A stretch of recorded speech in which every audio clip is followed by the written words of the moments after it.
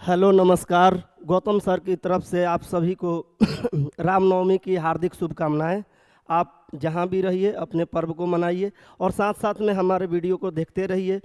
Segment में कल आपका एक पार्ट हुआ था, आपका एक पार्ट 1 हो गया था। आप प्रकाश पढ़ रहे थे।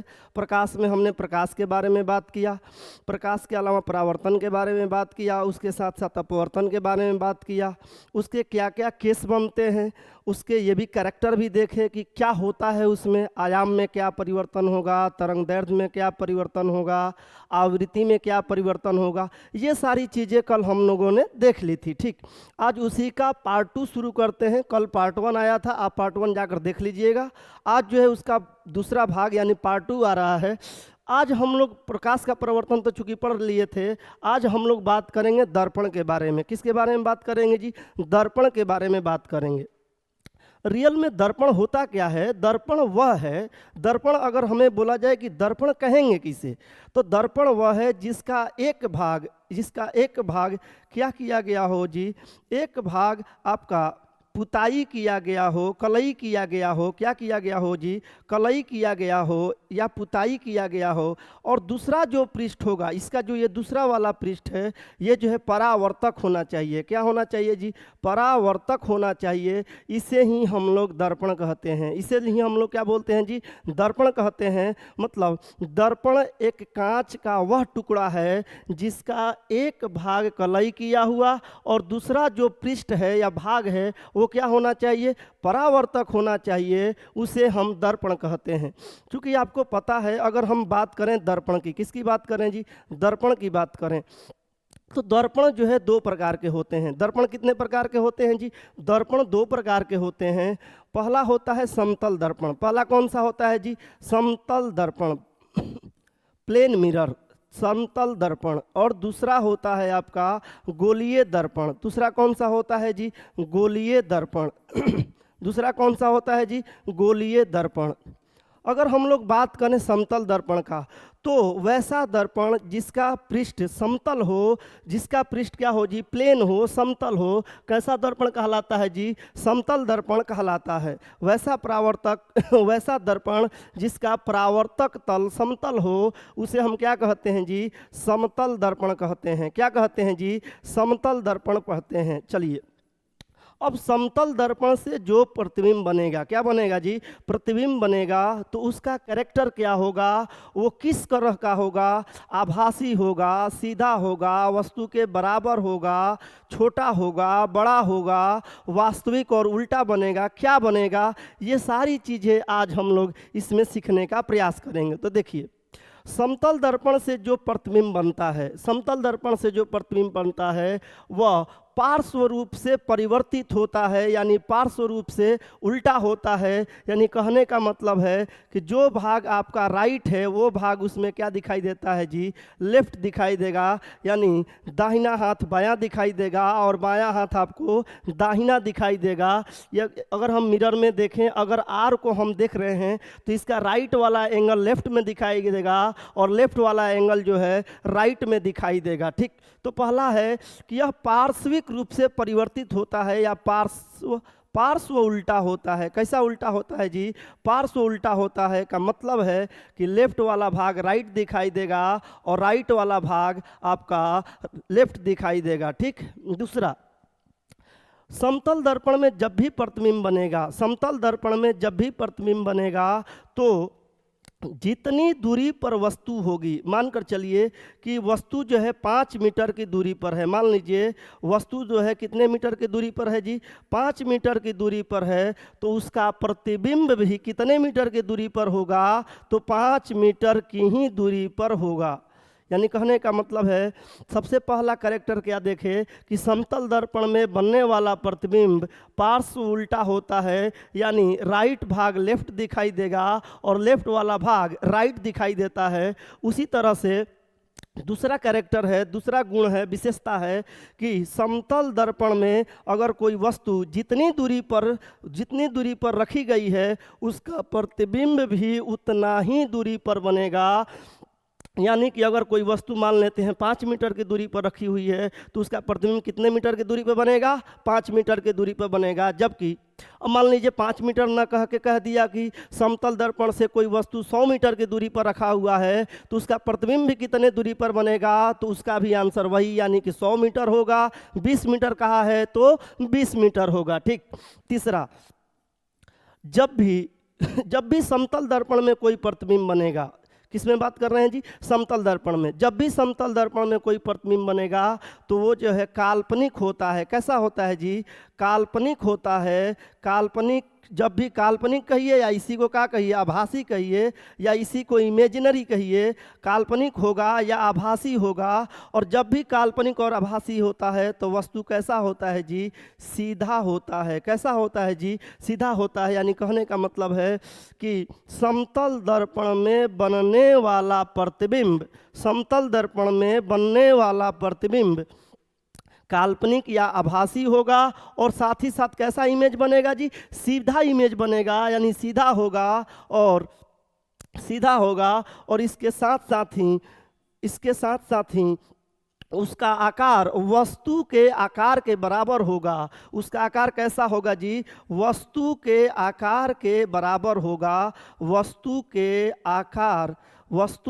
आकार के बराबर होगा। कैसा होगा जी? वस्तु के आकार के बराबर होगा।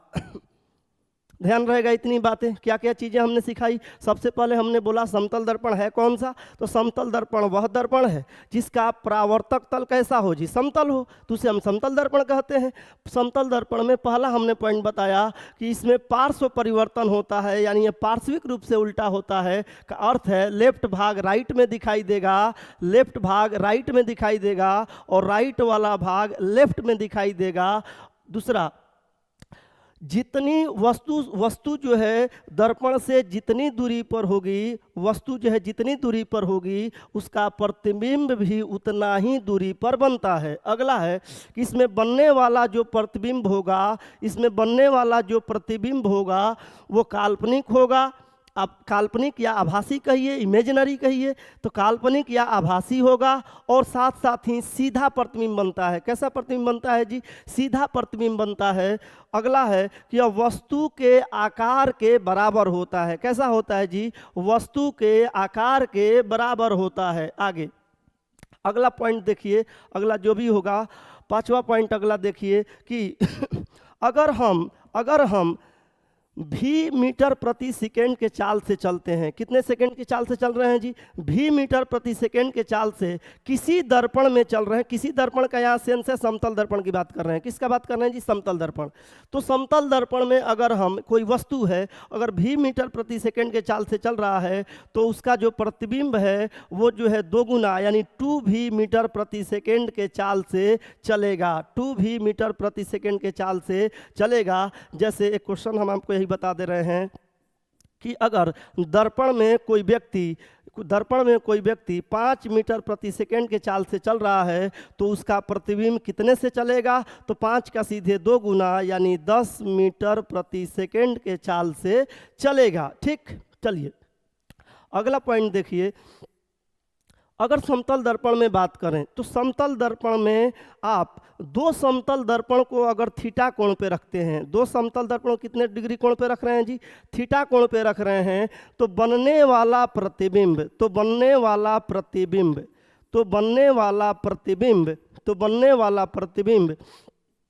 360 बटा में थीटा होता है। लेकिन अगर मान सम संख्या आ जाता है, कैसा आ जाता है जी? अगर मान सम संख्या आ जाता है तो जो कुछ भी मान आएगा उसमें से हम एक क्या कर देते हैं जी? घटा देते हैं। एक क्या कर देते हैं जी? घटा देते हैं। इसका क्या मतलब है? चलिए क्वेश्चन से समझते हैं। अगर हमने ये कहा कि 2 समतल दर्पण मान लीजिए 90 डिग्री के कोण पर रखे गए हैं। कितने डिग्री कोण पर रखे गए हैं जी? 90 डिग्री के कोण पर रखे गए हैं। क्वेश्चन है कि 2 समतल दर्पण 90 डिग्री के कोण पर रखे गए हैं तो बनने वाले प्रतिबिंब की संख्या क्या होगी? बनने वाले प्रतिबिंब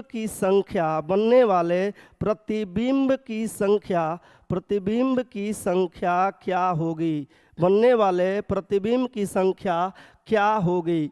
तो बनने वाले प्रतिबिंब की संख्या आप बताइए। हमने फॉर्मूला यहाँ पे बताया हुआ है कि प्रतिबिंब की संख्या यानी इमेज की संख्या बराबर होता है, इमेज की संख्या बराबर होता है 360 बटा में थीटा। अब बताइए 360 और कितने डिग्री के एंगल पे रखा गया है, 90 डिग्री के एंगल पे रखा गया है। तो 9 चौके 36 हो गया, यानी मान कितना आ गया है 4। लेकिन ये 4 आंसर नहीं है, क्यों? क्योंकि हमने बताया कि जब भी मान क्या आ जाएगा जी, सम संख्या आ जाएगा तो जो मान आता है उसमें से एक को क्या कर दिया जाएगा, घटा दिया जाएगा। यानी इसका मान जो है 4 - 1 बराबर कितना हो गया जी, 3 हो गया। इसका आंसर कितना हो जाएगा जी, 3 हो जाएगा। लेकिन अगर मान लीजिए सम संख्या ना आकर के विषम संख्या आ गई, कैसी संख्या आ गई जी, विषम संख्या आ गई, तो विषम संख्या के केस में जो आंसर आता है वही आंसर हो जाता है। का मतलब है कि मान लीजिए यहाँ 4 न आकर 3 आया होता, 5 आया होता, 7 आया होता, 9 आया होता, 11 आए होते, तो डायरेक्ट वही आंसर होते। लेकिन जब इसका आंसर सम संख्या आएगा तो आपको ध्यान रखना है उसमें से एक को क्या कर देना है जी, घटा देना है। चलिए अगला पॉइंट देखते हैं। अगला एक चीज और देखते हैं। अब एक क्वेश्चन बोलता है कि अगर दो समतल दर्पण को एक दूसरे के समानांतर रख दिया जाए, एक दूसरे क्या रख दिया जाए, समानांतर रख दिया जाए, तो बनने वाले प्रतिबिंब की संख्या क्या होगी। अगर दो समतल दर्पण को एक दूसरे के समानांतर रखा जाए, तो चूंकि आपको पता होगा 2-3 चीज़ें थोड़ा सा देख लीजिए। जब परपेंडिकुलर रखा जाता है तो कोण कितने डिग्री का बनता है जी, 90 डिग्री। जब परपेंडिकुलर रखते हैं एक दूसरे के ऊपर, अगर इस तरह से रखा जाता है तो बनने वाले कोण कितना होता है जी, समकोण होता है या 90 डिग्री होता है। जबकि अगर एक दूसरे के आपने समानांतर, या तो एक ऐसे समानांतर हो सकता है या ऐसे समानांतर हो सकता है, तो जब हम एक दूसरे के समानांतर किसी वस्तु को रखते हैं तो बनने वाला कोण 0 होता है। कितना होता है जी, बनने वाला कोण 0 होता है। तो एक बहुत ही फेमस क्वेश्चन है कि यदि दो समानांतर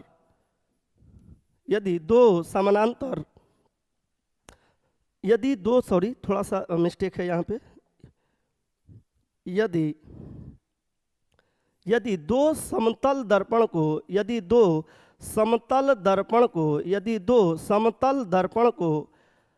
समानांतर रखा जाए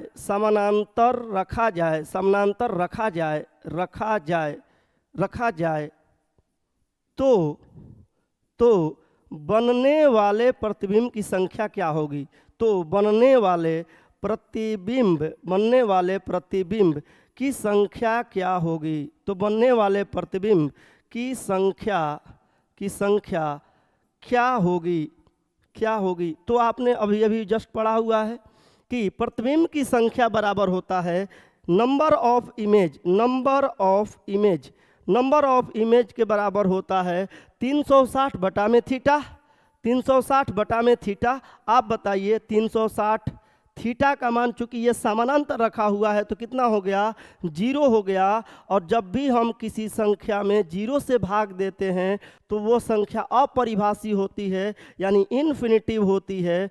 तो बनने वाले प्रतिबिंब की संख्या कितनी होगी जी, अनंत होगी। बनने वाले प्रतिबिंब की संख्या कितनी होगी, अनंत होगी, या अपरिभाषित है। इसका मतलब क्या है जी, कि अनंत है। ठीक, तो जब दो समतल दर्पण को समानांतर रखा जाएगा तो बनने वाले प्रतिबिंब की संख्या क्या हो जाएगी, अनंत हो जाएगी। चलिए एक बार हम आपको रिपीट कर दे रहे हैं। ठीक, चलिए शुरू से देखिए।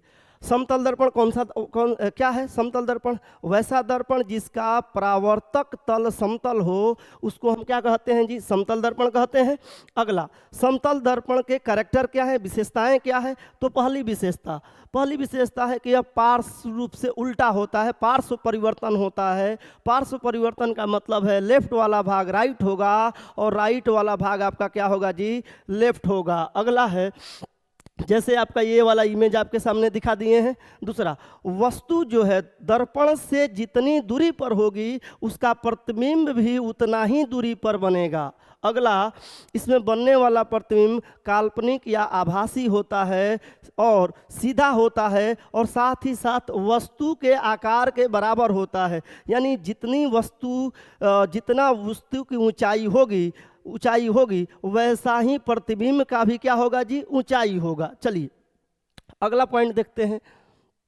अगला पॉइंट है आपका, यहाँ से देख लीजिए, थोड़ा सा पीछे करते हैं, कि अगर वस्तु जो है v मीटर प्रति सेकंड के चाल से चलती है तो प्रतिबिंब जो उसका चलेगा उसका चाल इसका जस्ट दोगुना होता है। यानी हम कह सकते हैं कि अगर कोई लड़का समतल दर्पण के सामने 5 मीटर प्रति सेकंड के चाल से चल रहा है तो उसका प्रतिबिंब 10 मीटर प्रति सेकंड के चाल से चलेगा। अगला, बनने वाले प्रतिबिंब की संख्या की बात करें तो 360 बटा में थीटा होता है। मान अगर सम आएगा तो 1 घटा देंगे और मान अगर विषम रहता है तो उसमें कोई भी चेंजिंग नहीं होती है। अगला, यदि दो समतल दर्पण को समानांतर रखा जाए, कैसा रखा जाए जी, दो समतल दर्पण को समानांतर रखा जाए, दो समतल दर्पण को समानांतर रखा जाए, दो समतल दर्पण को समानांतर रखा जाए तो बनने वाले प्रतिबिंब की संख्या अनंत होती है। क्यों होती है वो हमने आपको बता दिया। एक पॉइंट और ध्यान रखिएगा, अगर आपसे ये पूछे कि मान लीजिए कोई वस्तु है और समतल दर्पण में हमें पूरी ऊंचाई को अपना देखना है। जैसे मान लीजिए कि मेरा हाइट जो है 5 फीट है, मान लेते हैं कि मेरा हाइट कितना है जी, 5 फीट है, तो मुझे कितनी लंबाई की समतल दर्पण लेना पड़ेगा कि मैं अपना पूरा का पूरा पैर से लेकर के सिर तक पूरा इमेज या पूरा प्रतिबिंब देख पाऊँ। तो आधा लेना होता है। यानी अगर आप 5 फीट के हैं तो दर्पण कितने फीट का लेना पड़ेगा, 2.5 फीट का लेना पड़ेगा। या अगर आप 6 फीट के हैं तो आपको दर्पण कितना लेना पड़ेगा, तो 3 फीट का लेना पड़ेगा। यानी कहने का हमारा मतलब है कि समतल दर्पण में अगर आपको पूरी की पूरी ऊंचाई अपनी देखनी है, अपना पूरा प्रतिबिंब देखना है, तो समतल दर्पण आपको अपनी ऊंचाई की आधी लेनी पड़ेगी, या जिस वस्तु को भी देखना चाहते हैं उसका आधा लेना पड़ेगा। हम समझते हैं कि आप समझ गए होंगे। अगर नोट डाउन करना है तो नोट डाउन कर लीजिए या रोक करके आप लिख लीजिएगा। ठीक, चलिए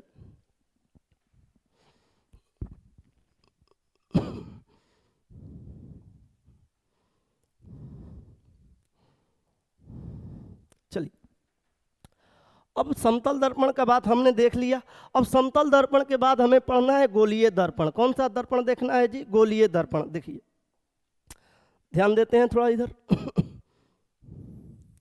गोलीय दर्पण, तो ऐसा दर्पण जिसका परावर्तक पृष्ठ गोलीय होता है उसे हम क्या कहते हैं जी, गोलीय दर्पण कहते हैं। या वह गोलीय दर्पण क्या है जी, एक गोले का भाग होता है। जैसे मान लीजिए कि ये आपका एक गोला है, ये आपका क्या है जी, एक गोला है, और इन्हीं को काट करके हम क्या बनाते हैं जी, इन्हीं को काट करके अगर हमने इस तरह से एक भाग निकाल दिया और बाहरी भाग को कलई कर दिया, बाहरी भाग को क्या कर दिया जी, कलई कर दिया, तो ये जो हमारा दर्पण का भाग बना है तो ये वाला भाग आपका अवतल दर्पण कहलाता है। कौन सा दर्पण कहलाता है जी, अवतल दर्पण कहलाता है। अगर कोई पूछेगा कि अवतल दर्पण किसे कहते हैं, तो वैसा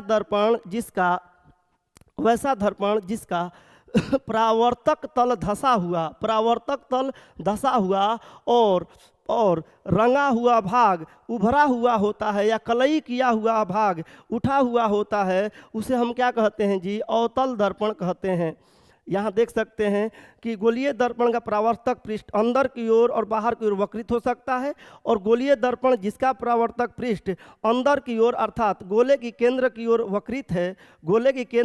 वक्रित है, अवतल दर्पण हो जाता है। और दूसरा आपका ये वाला जो इमेज है, ऐसे ये वाला जो इमेज है आप इस तरह से अगर देखेंगे तो ये आपका कौन सा दर्पण हो जाएगा, तो ये आपका उत्तल दर्पण हो जाएगा। कौन सा दर्पण हो जाएगा जी, उत्तल दर्पण हो जाएगा। अब दोनों में क्या अंतर है कि देखिए, इसका परावर्तक पृष्ठ धसा हुआ है तो अवतल दर्पण है, जबकि जिसका परावर्तक पृष्ठ उभरा हुआ, ऐसे समझ लीजिए, अगर आपका पेट ऐसे निकल गया है तो उभरा है का मतलब उत्तल है। ऐसे भी देख सकते हैं, उठा हुआ है का मतलब उत्तल है, उठल है तो उत्तल है, और धसा हुआ है तो आपका क्या है जी, अवतल है। ठीक। तो जिसका परावर्तक पृष्ठ अगर धंसा हुआ है तो अवतल है, और जिसका परावर्तक पृष्ठ अगर उभरा हुआ है तो उसको हम कौन सा दर्पण कहते हैं जी? अवतल दर्पण कहते हैं। ठीक है, चलो आगे समझते हैं।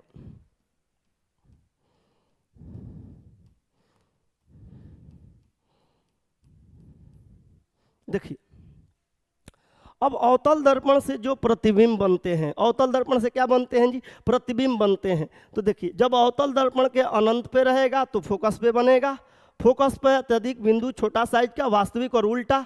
उसी तरह से अगर वक्रता केंद्र से परे है, वक्रता केंद्र से परे का अर्थ है कि वो, अच्छा इसको हम पहले समझा देते हैं, आपको चीज़ों को समझा देते हैं, एक बार समझ जाएंगे फिर आसानी से आप इसको बता पाएंगे। ठीक है, चलो पहले समझने का प्रयास करते हैं कि ये चीज़ें हो क्या रही हैं। ठीक है, आप बहुत जगह पे पढ़े भी होंगे, चीज़ों को समझे भी होंगे, लेकिन आज थोड़ा सा अलग तरीके से हम देखते हैं। चलो देखते हैं कि चीज़ें क्या और कैसे हो रही हैं, पहले समझने का प्रयास करिए, हम इसको अपने भाषा में समझाते हैं। चलो ये देखिए, ये कौन सा हमारा दर्पण है जी? परावर्तक पृष्ठ धंसा हुआ है। परावर्तक पृष्ठ का है जी? धंसा हुआ है, तो कौन सा दर्पण हो गया? अवतल। और परावर्तक पृष्ठ अगर उभरा है, उभरा हुआ है, तो कौन सा होगा? उत्तल होगा। अच्छा, आपको ये सारी चीज़ें पता होगी। ये जो है पोल होता है, पोल मतलब ध्रुव बोलते हैं। अच्छा, अगला ये वाला जो बिंदु होता है अनंत होता है। ये वाला बिंदु कौन सा होगा? अनंत होगा। ये वाला बिंदु आपका वक्रता केंद्र होता है, यहाँ फोकस होता है। समझ गए? ये अनंत है, ये वक्रता केंद्र है, ये फोकस है, ये क्या है आपका? ध्रुव है। और आपको ध्यान से देखना है। ठीक, अब बारी बारी से हम देखते हैं। एक में वस्तु की स्थिति, दूसरा होता है प्रतिबिंब की स्थिति, प्रतिबिंब की स्थिति, और तीसरा होता है कि आकार कैसा है, अगला है आकार कैसा है और कैसा बनेगा। ठीक, यही तो देखते हैं। चलो थोड़ा समझने का प्रयास करते हैं, इसको एकदम आसान भाषा में समझते हैं हम, ज़्यादा कुछ नहीं। आप ऐसे समझ लीजिए कि दो लड़का और लड़की हैं। ठीक, दो लड़का और लड़की हैं, उन्हीं के ऊपर में हम ये सारा कॉन्सेप्ट आपको समझा देंगे, कभी भूलेंगे ही नहीं, आप दिमाग से ही नहीं जाएगा। चलो हम लोग मान लेते हैं कि ये यहाँ पर हम अनंत को सासाराम मान लेते हैं। क्या मान लेते हैं जी? अनंत को हम मान लेते हैं सासाराम। क्या मान लिए हैं जी? अनंत को सासाराम मान लिए। और फोकस को हम मान लेते हैं भभुआ। क्या मान लेते हैं जी? भभुआ मान लेते हैं। अनंत को हमने क्या मान लिया है जी? भभुआ मान लिया है। अच्छा, और जो लड़की है वो कहाँ की रहने वाली है? सासाराम की रहने वाली है। जबकि लड़का जो है भभुआ का रहने वाला है। लड़का जो है कहाँ का रहने वाला है जी? लड़का जो है भभुआ का रहने वाला है। तो इसका बालोल हटा दिए हैं, थोड़ा अंतर स्पष्ट रहेगा। ये बालोल झाड़ के है लड़की है, और ये बालोल नहीं झाड़ा है तो ये लड़का है। कुछ भी आप नाम जो भी रखना होगा रख लीजिएगा अपने हिसाब से। ये लड़का है और ये जो है लड़की है। ठीक, अब ये क्या कर रहे हैं कि एक सासाराम की लड़की है और लड़का जो है भभुआ का है। ये दोनों लोग रात में बात कर रहे हैं। बात करते करते इनकी प्रबल इच्छा हो गई कि चलो आज मिलते हैं। मोबाइल डिस्चार्ज है और ये लोग पैदल ही चलना शुरू कर दिए। ये सासाराम से चलना शुरू करती है और वो लड़का जो है भभुआ से चलना शुरू करता है। ठीक, मोबाइल डिस्चार्ज है, कोई ये नहीं बोलेगा कि फ़ोन क्यों नहीं कर ली, तो भाई मोबाइल ही डिस्चार्ज हो गया है। ठीक है, पैदल ही चलना शुरू कर दिया, रात का समय है। ठीक है, चलो तो सबसे पहले देखो वस्तु की स्थिति, प्रतिबिंब की स्थिति। लड़की कहाँ है? सासाराम। तो लड़का कहाँ है जी? भभुआ है। लड़की जो है सासाराम में है, तो लड़का कहाँ है जी? भभुआ में है। तो देखो पहला वस्तु की स्थिति कहाँ है जी? अनंत पर। तो प्रतिबिंब की स्थिति कहाँ है जी? फोकस पर। प्रतिबिंब की स्थिति कहाँ है जी? फोकस पर। अगला देखिए, अनंत से चलना शुरू किए। कहाँ से चलना शुरू किए हैं? अनंत से। और अनंत से चलना शुरू किए तो किसके किसके बीच में है? अनंत और वक्रता केंद्र के। अनंत और वक्रता केंद्र के। तो बताइए, ये लड़का भी तो चलना शुरू करेगा, तो लड़के ने भी भभुआ से चलना शुरू कर दिया है। भभुआ से चलना शुरू कर दिया तो ये भी इसका प्रतिबिंब कहाँ बनेगा? फोकस और किसके बीच में? वक्रता केंद्र के बीच। एक स्टेप लड़की और आगे लेती है तो कहाँ पहुँच गई? वक्रता केंद्र पहुँच गई। वक्रता केंद्र का मतलब कुदरा समझ लीजिए। कहाँ समझ गई? कुदरा समझ लीजिए। अच्छा, लड़की ने एक स्टेप लिया तो लड़के ने भी तो एक स्टेप लिया होगा, तो ये भी कहाँ पहुँचेगा जी? वक्रता केंद्र यानी कुदरा में पहुँच गया है। लेकिन अभी भी मुलाकात नहीं हुआ, क्योंकि वो उस साइड के रोड में थे और ये लेफ्ट में थे, वो राइट में थी। दोनों अलग अलग साइड से गुजर रहे थे। रात का टाइम था, फ़ोन जो है पहले ही स्विच ऑफ हो गया है, तो कॉल कर नहीं सकते, चिल्ला नहीं सकते। घुराएंगे, कहीं अगर पकड़ के कुछ दिया तो ठीक। तो यहाँ तक पहुँचे। अब ये लड़की सोच रही है कि हमको बुला करके बकलोलवा नहीं आएगा क्या। अब लड़का भी सोच रहा है कि कहीं धोखा वोखा तो नहीं दे दी हमको, ठीक। चलो लेकिन फिर भी होप देखते हैं, हो सकता है, चलो आगे मिल लेते हैं। तो देखिए अब लड़की ने एक स्टेप और ले लिया, तो किसके किसके बीच में आ गए, वक्रता केंद्र और फोकस के बीच में। किसके बीच में आ गए, वक्रता केंद्र और फोकस के बीच में। लड़के ने भी एक स्टेप ले लिया, तो किसके बीच में आ गए, वक्रता केंद्र और अनंत के बीच में। अब लड़की एक स्टेप और ली, कहाँ पहुँच गई, भभुआ। कहाँ पहुँच गई जी, भभुआ पहुँच गई, यानी फोकस पर पहुँच गई। और लड़का कहाँ पहुँच गया जी, अनंत पे, यानी कि सासाराम पहुँच गया है। कहाँ पहुँच गया है जी, सासाराम पहुँच गया है। आगे देखिए अब एक प्रतिबिंब और बनता है, एक प्रतिबिंब और बनता है, एक प्रतिबिंब और बनता है। कहाँ पर बनेगा, फोकस और ध्रुव के बीच। एक प्रतिबिंब कहाँ बनता है जी, फोकस और ध्रुव के बीच। तो इसका प्रतिबिंब बनता है दर्पण के पीछे। कहाँ बनेगा जी, दर्पण के पीछे। कैसा बनेगा, दर्पण के पीछे बनता है। कहाँ बनता है जी, दर्पण के पीछे। एक बार फिर से ध्यान दे दीजिए, फिर से देखेंगे, चीज़ों को आसानी से समझ जाएंगे, ऐसा भी कुछ नहीं है। एक बार ध्यान से देखिए, चीज़ें बिल्कुल आसान है। अगर आप कहेंगे हम हटाकर आपको फिर से दिखा दे रहे हैं एक जगह, ठीक। चलो देखो, फिर से देख लीजिए, एक बार देख लेंगे, चीज़ें आसान है, कुछ नहीं है, आपको याद ही नहीं करना है। क्या क्या बताए थे, थोड़ा सा छोटा कर लेते हैं। इसको क्या बोले थे जी, ध्रुव है। इसको क्या बोले थे, ध्रुव है। ये वाला क्या है जी, फोकस है। ये वाला आपका क्या है जी, वक्रता केंद्र है। ये वाला क्या है जी, अनंत है। यही तो था। चलो तुम लोग खुद ही बताओ। अब अनंत पे है तो प्रतिबिंब कहाँ बनेगा, फोकस पर। अरे अनंत पे है, अनंत से चला, वो कहाँ से चली है, फोकस से। तो अनंत पे है तो कहाँ बना, फोकस पर। अनंत और वक्रता केंद्र के बीच में है, अनंत और वक्रता केंद्र के बीच है, तो प्रतिबिंब किसके किसके बीच में होगा, फोकस और वक्रता केंद्र के बीच में होगा। अब एक स्टेप और ले लिया, कहाँ पहुँच गया, वक्रता केंद्र पर। तो इसका भी एक स्टेप और ले लिया है, तो कहाँ पहुँच गया, वक्रता केंद्र पर। आगे एक स्टेप और लेंगे तो वक्रता केंद्र और किसके बीच में, फोकस के बीच। तो ये भी एक स्टेप आगे लेगा, तो वक्रता केंद्र और अनंत के बीच। आगे वक्रता केंद्र और अनंत के बीच, यहाँ से फिर चलेगा तो कहाँ जाएगा, फोकस पर। और ये कहाँ आएगा जी, अनंत पर आएगा। कहाँ आएगा जी, अनंत पर आएगा। अच्छा एक फोटो और बनता है, 5 तो हो गए, एक बनता है और, फोकस और ध्रुव के बीच। किसके बीच में जी, फोकस और ध्रुव के बीच। तो ये कहाँ बनता है, दर्पण के पीछे। कहाँ बनता है जी, दर्पण के पीछे। कहाँ बनता है, दर्पण के पीछे। कहाँ बनेगा जी, दर्पण के पीछे। बाद बाकी देखिए, हम यहाँ से चलना शुरू किए से, कोई वस्तु को अगर दूर से देखेंगे तो बिल्कुल कैसा दिखाई देगा, बिंदु के आकार का। कैसा दिखाई देगा, बिंदु के आकार का। कैसा दिखाई देगा जी, बिंदु के आकार का। थोड़ा और आगे बढ़ गए तो अब कैसा दिखाई देगा, छोटा। कैसा दिखाई देगा, छोटा। छोटा के बाद फिर कैसा दिखाई देगा, बराबर। कैसा दिखाई देगा, बराबर। बराबर के बाद बड़ा, बराबर के बाद बड़ा, बड़ा के बाद बहुत बड़ा, बराबर के बाद बहुत बड़ा, और बहुत बड़ा के बाद ये भी बहुत बड़ा ही होता है। इसको हम लोग आवर्धित कहते हैं। क्या कहते हैं जी, आवर्धित कहते हैं। क्या कहते हैं, आवर्धित कहते हैं। क्या कहते हैं जी, आवर्धित कहते हैं। अच्छा, ये 5 के 5 वास्तविक और उल्टा बनता है। कैसा बनता है जी, वास्तविक और उल्टा। कैसा बनेगा, वास्तविक और उल्टा। जबकि केवल एक कैसा बनता है, आभासी और सीधा। आभासी और सीधा। कैसा बनता है जी, आभासी और सीधा, आभासी और सीधा। ठीक, ये सब के सब कैसा बनेंगे, वास्तविक और उल्टा बनेंगे। जबकि केवल एक जो फोकस और ध्रुव के बीच होता है, वही प्रतिबिंब जो है दर्पण के पीछे बनता है। हम समझते हैं कि आप समझ गए होंगे चीज़ों को, कुछ नहीं करना है, थोड़ा सा ध्यान देंगे आप लोग। चलिए एक बार साथ साथ में रिपीट करते हैं, ठीक। एक बार फिर से रिपीट करते हैं, कुछ नहीं करना है आपको, रिपीट करिए एक बार फिर से। ये ध्रुव है, ये आपका क्या है जी, फोकस है। ये आपका क्या है जी, वक्रता केंद्र है। ये आपका क्या है जी, अनंत है। चलो, जब अनंत पे वस्तु है तो प्रतिबिंब कहाँ बनेगा, फोकस पर। कहाँ बनेगा जी, फोकस पर।